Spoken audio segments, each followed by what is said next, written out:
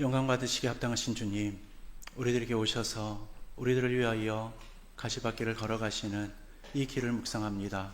주님, 우리들에게 사순절을 맞이하게 허락하셨사오니 주님, 우리가 주님의 그 가신 길을 다시금 묵상하며 주님의 길을 따라 걷는 제자된 삶을 다시금 회복할 수 있도록 인도하여 주시옵소서. 모든 시간 주님께서 말씀하시고 주장하여 주실 줄로 믿사오며 예수 그리스도의 이름으로 기도드리옵나이다. 아멘.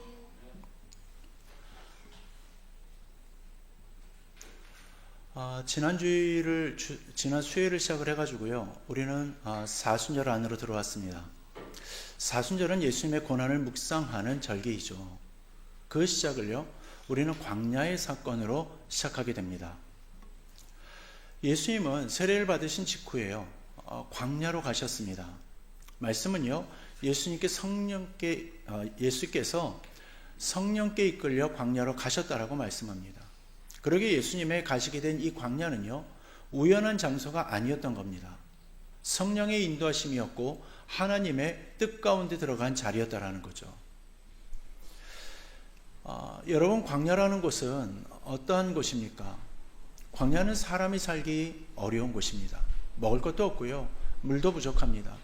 척박하다라는 말이 가장 잘 어울릴 듯 싶은 말이겠죠. 땅에는 가릴 것이 별로도 없고요, 수분도 없다 보니까 해가 찌기 시작을 하면요, 기온은 금방 40도가 넘어갑니다. 근데 또 밤이 되면 기온은 0도에 가까워지는 거죠.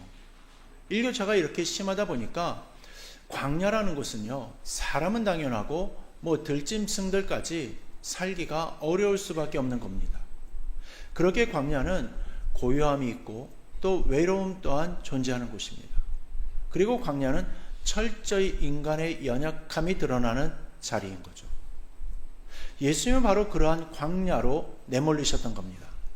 그리고 그 광야에서 40일을 금식하셨던 거죠. 여러분, 우리가 사순절을 맞아서 금식 기도를 하는데 다들 금식해 보셔서 아시겠지만 한 끼만 굶어도 몸에 힘이 없고요, 춥지 않은 날씨에도 더 추위를 타게 되지 않습니까?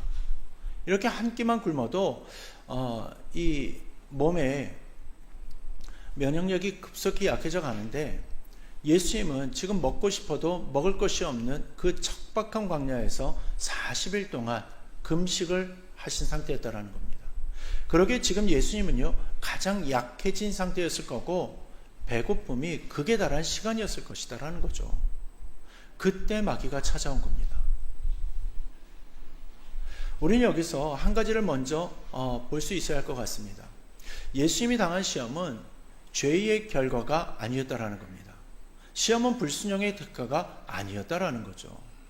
예수님이 당한 시험은요, 하나님의 아들이 하나님의 뜻을 이루기 위해 들어가신 자리였던 겁니다. 그러게 사랑하는 여러분, 광야를 실패의 장소로만 봐서는 안 되는 겁니다. 광야는 하나님의 아들이 서 계셨던 자리입니다. 우리 중에도 병마와 싸우고 계신 분들이 계십니다. 또한 기도를 열심히 해도 차도가 없는 분들도 계시죠. 삶에 지쳐 말없이 눈물을 흘리는 분들도 있고요, 또 앞이 보이지 않는 미래 때문에 두려움을 가지고 계신 분들도 있습니다. 이러한 상황 속에서 막막함을 느낄 때면요, 우리는 종종 이렇게 묻습니다.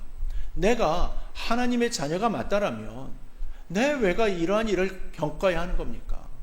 하나님이 나와 함께 하신다면 왜 이렇게 힘들어야 하는 겁니까? 그 질문의 대답이 바로 광야의 질문인 겁니다.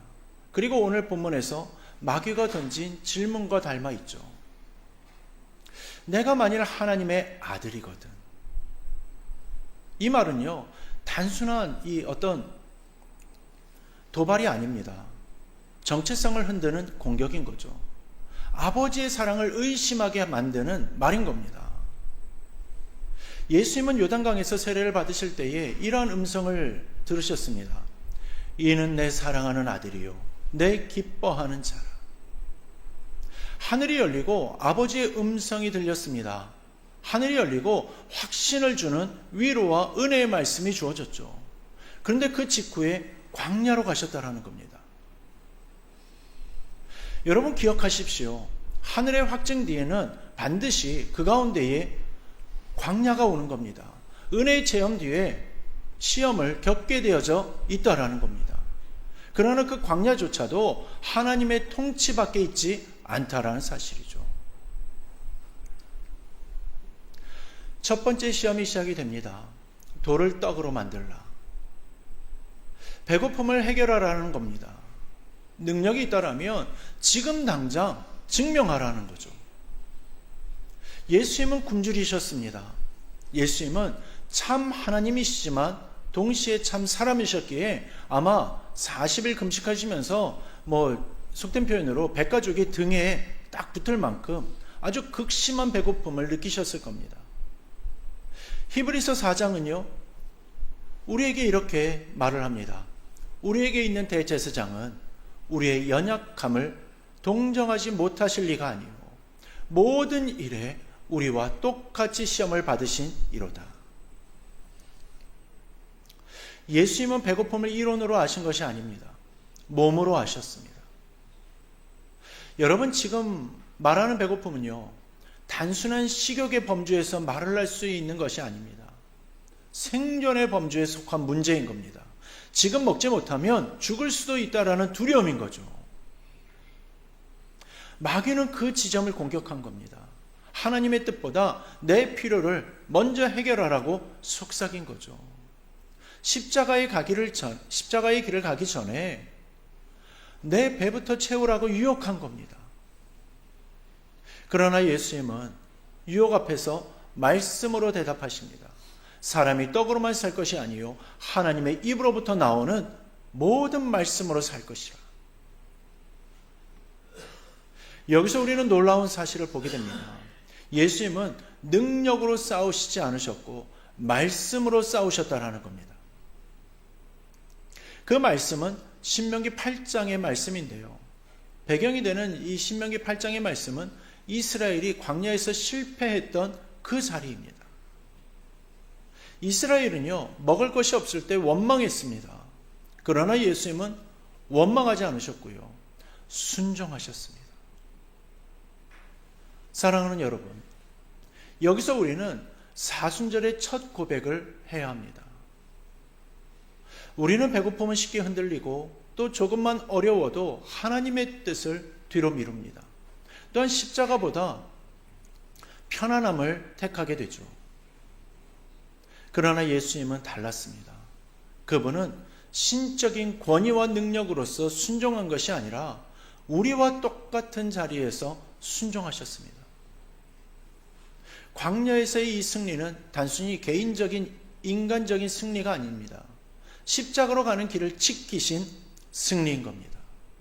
만약 예수님이 여기서 타협하셨다면 십자가는 없었을 겁니다. 구원도 없었겠죠. 광야의 순종이 있었기 때문에 십자가의 순종으로 이어질 수 있었던 겁니다. 빌립보서 2장은 말씀합니다. 죽기까지 복종하셨으니 곧 십자가에 죽으심이라. 여러분, 죽기까지 복종한 이 순종은요, 이미 광야에서 시작되었던 겁니다.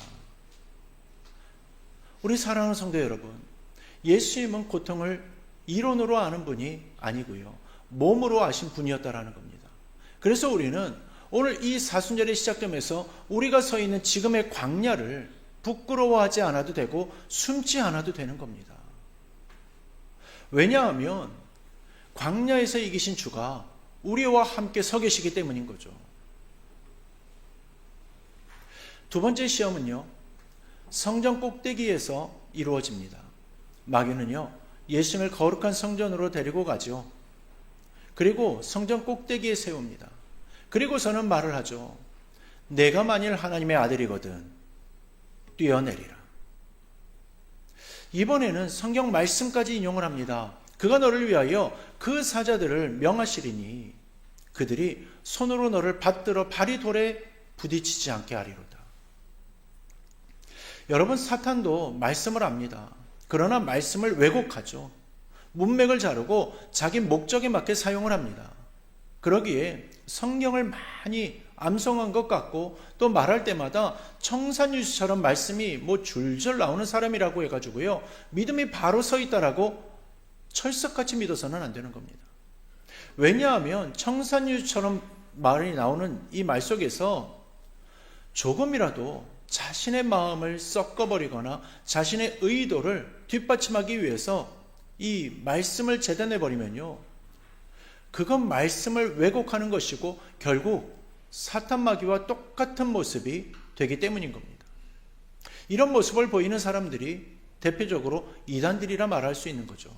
그리고 우리들도요, 언제든지 이러한 함정에 빠질 수 있는 겁니다. 저 역시도 여기서 자유로울 수가 없죠. 그래서 말씀을 준비할 때부터 전하기까지요, 말씀을 보고 또 보면서 혹시라도 잘못 이해하고 원뜻과 다르게 전하지는 않는지 이거를 늘 경계하면서 말씀을 준비합니다.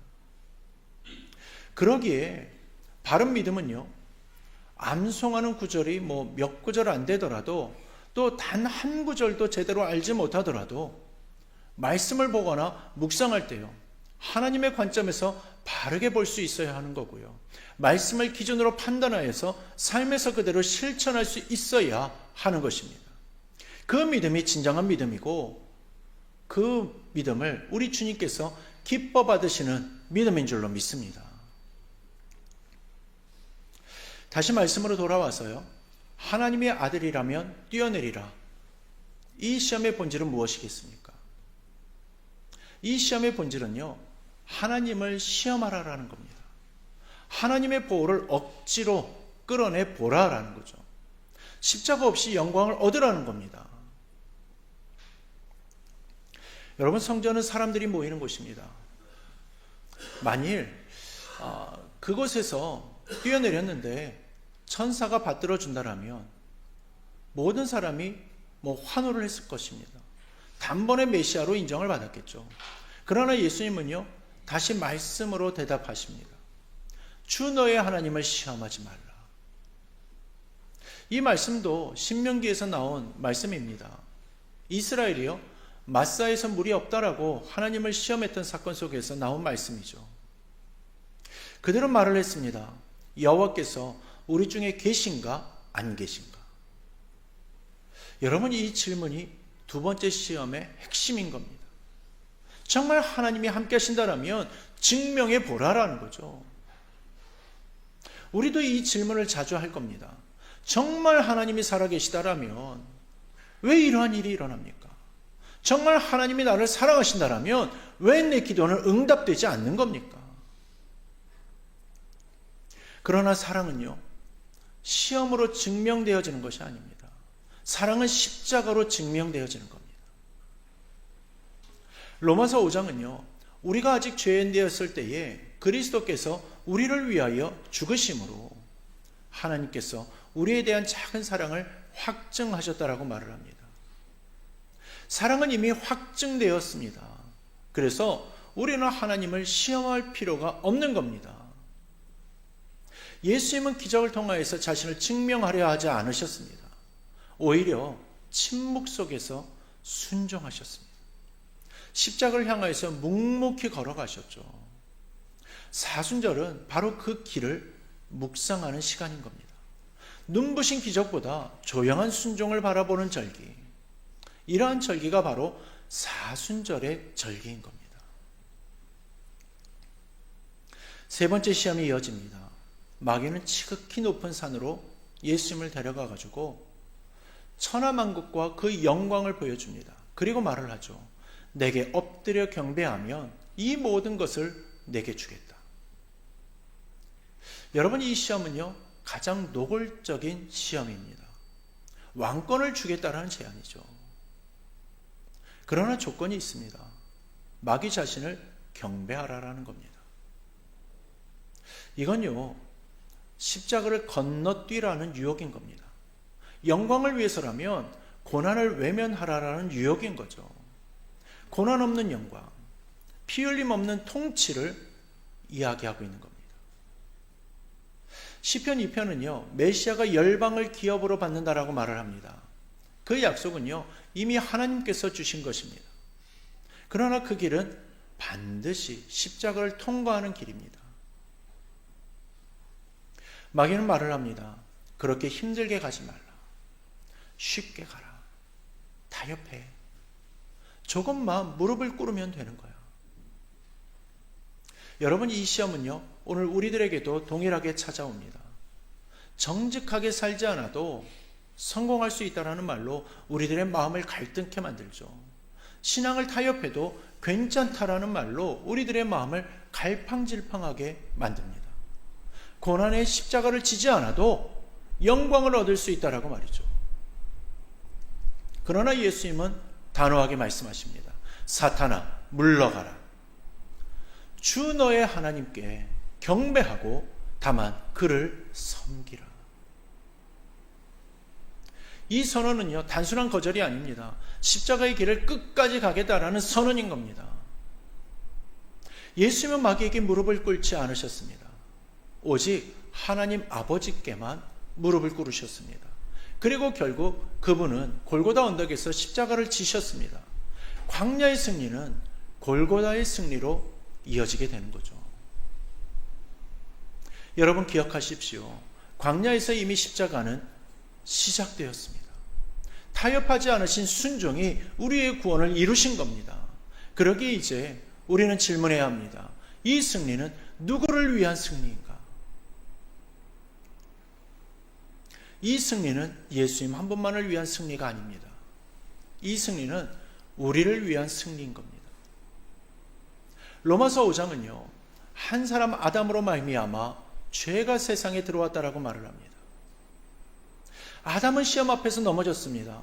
먹지 말라 하신 그 열매를 먹었죠. 하나님의 말씀보다 눈에 보이는 것을 선택한 겁니다. 이스라엘도 광야에서 실패했습니다. 배고프다라고 원망했고요. 또 물이 없다라고 불평했습니다. 눈에 보이지 않는 하나님을 믿고 인내하면서 믿음을 지키기보다는 당장의 내 의식주가 중하다라고 여긴 겁니다. 그러나 예수님은 다루셨습니다. 아담이 실패한 자리에서 순종하셨습니다. 이스라엘이 넘어졌던 그 광야에서 말씀으로 승리하셨습니다. 고린도전서 15장을 보면요, 예수님을 마지막 아담이라고 부릅니다. 첫째 아담은 실패했고 마지막 아담은 승리하셨습니다. 여러분, 이것이 복음인 겁니다. 예수님은 우리를 대신하여서 싸우신 겁니다. 우리의 자리에서 시험을 받으셨고 우리가 실패한 그 자리에서 이기신 겁니다. 그래서 그 승리는 우리의 승리가 된 겁니다. 우리는 시험 앞에서 자주 무너집니다. 말로 상처를 주고 또 두려움에 흔들리죠. 또 유혹 앞에서 타협을 합니다. 그러나 예수님은 끝까지 순종하셨습니다. 히브리서 5장에서는 그가 고난을 통하여 순종함을 배워 온전하게 되셨다라고 말을 합니다. 그 순종이 십자가에서 완성된 겁니다. 겟세마네 동산에서 예수님은 기도하셨습니다. 내 뜻대로 마옵시고 아버지의 뜻대로 하옵소서. 광야에서 시작된 순종이 겟세마네에서 다시 확인되어지고 골고다에서 완성된 것입니다. 우리 사랑하는 삼성교회 성도 여러분, 예수님은 고통을 이론으로 아는 분이 아닙니다. 몸으로 아시는 분이십니다. 굶주림을 아시고 외로움을 아십니다. 또한 억울함도 아시고요, 배신도 아시고 눈물도 아시는 분이십니다. 병마와 싸우는 성도 여러분, 예수님은 여러분의 통증을 아십니다. 지쳐있는 가정 여러분, 예수님은 그 무거운 분위기를 또한 아십니다. 그리고 보이지 않는 미래가 두려운 청년 여러분, 예수님은 그 불안을 아십니다. 왜냐하면 그분은 우리의 연약함을 친히 겪으셨기 때문입니다. 히브리서 4장은 이렇게 말을 합니다. 우리가 긍휼하심을 받고 때를 따라 돕는 은혜를 얻기 위하여 은혜의 보좌 앞으로 담대히 나아갈 것이라. 왜 담대히 나아갈 수가 있습니까? 시험을 받으셨으나 죄는 없으신 대제사장이 계시기 때문입니다. 예수님은 우리를 정죄하기 위하여서 광야를 통과하신 것이 아닙니다. 우리를 살리기 위해 통과하셨습니다. 그러므로 우리는 숨지 않아도 되는 겁니다. 실패했다고 도망치지 않아도 되는 거죠. 연약하다라고 해서 물러서지 않아도 되는 겁니다. 우리는 담대히 은혜의 보좌 앞으로 나아가야만 하는 겁니다. 왜냐하면 사순절은 자책의 시간이 아니라 우리를 긍휼히 여겨주시고 은혜에 베푸시기를 즐겨하시는 예수님께로 나아가는 시간이기 때문인 겁니다. 그럼 우리는 이제 어떻게 반응해야 하겠습니까? 첫째로 우리는 숨지 말고 주님께로 나아가야 할 것입니다. 아담은 범죄한 이후로 숨었습니다. 무화과 나무 잎으로 자신을 가렸고 하나님의 음성을 피했습니다. 그러나 우리는 숨지 않아도 됩니다. 왜냐하면 광야에서 이기신 주님이 우리를 대신하여 순종하셨기 때문입니다. 그러니 실패했어도 나아가십시오. 기도가 흔들려도 나아가십시오. 마음이 식었어도 나아가십시오. 은혜의 보좌는 정죄의 자리가 아닙니다. 그 자리는 예수님을 통해 도움을 얻는 자리인 겁니다.